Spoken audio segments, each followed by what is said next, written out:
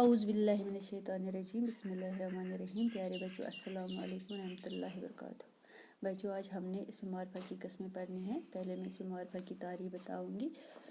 اسم معرفہ کو اسم خاص بھی کہتے ہیں، انگریزی میں اسے پراپر ناؤن کہتے ہیں۔ اسم معرفہ ایسا اسم جو کسی خاص شخص، جگہ یا چیز کا نام ہو، اسے اسم معرفہ کہتے ہیں، جیسے تاج محل، ابوبکر، سورج، دریا، جہنم وغیرہ۔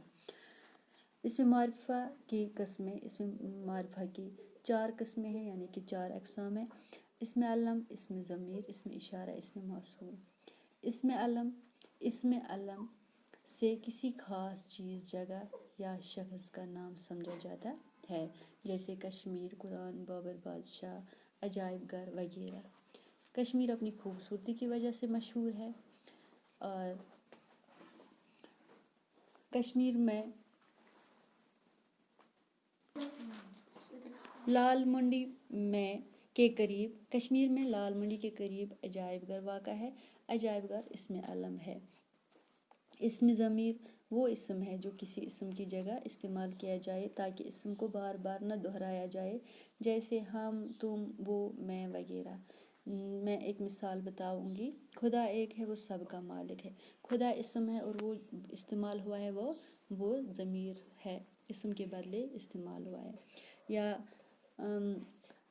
روبینہ اچھی لڑکی، روبینہ ایک ذہین لڑکی ہے، وہ صبح سویرے اٹھتی ہے، وہ روز اسکول جاتی ہے، اسے سب اساتذہ پیار کرتے ہیں، وہ روبینہ اسم ہے، وہ ضمیر ہے، اسم کے بدلے استعمال ہوتے ہیں۔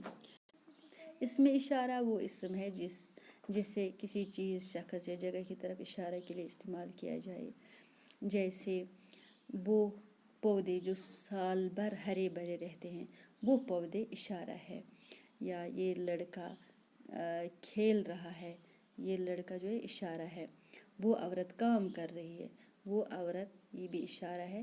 اس نے کھانا کھایا، یہ اس نے جو ہے وہ اشارہ ہے، جیسے کہ یہ لڑکا، وہ عورت، اس وغیرہ۔ اسم موصول وہ اسم ہے کہ جب تک اس کے ساتھ دوسرا جملہ نہ جوڑا جائے پورا مفہوم نہیں دیتا ہے، یعنی کہ پورا معنی نہیں دیتا ہے۔ جب تک اس کے ساتھ دوسرا جملہ نہ جوڑا جائے پورا معنی نہیں دیتا ہے۔ مثال میں بتاؤں گی، دنیا میں شاید ہی کوئی ایسا ہو جسے پھل پھول اور پودے اچھے نہ لگتے ہو۔ لفظ ایسا جو ہے یہ دوسرے جملے کا تقاضا کرتا ہے۔ یا جس لڑکے نے چوری کی وہ اس کا باپ ہے، یہ جس جو ہے یہ بھی دوسرے لفظ کا تقاضا کرتا ہے۔ جس لڑکے کے ہاتھ میں رومال ہے وہ میرا بھائی ہے، یہ لفظ جو ہے یہ اسم موصول ہے۔ اسم جیسے کہ ایسا، جس، جہاں، تو، جو وغیرہ۔ بچوں امید ہے کہ آپ کو سمجھ میں آیا ہوگا۔ باقی وسلام، خدا حافظ۔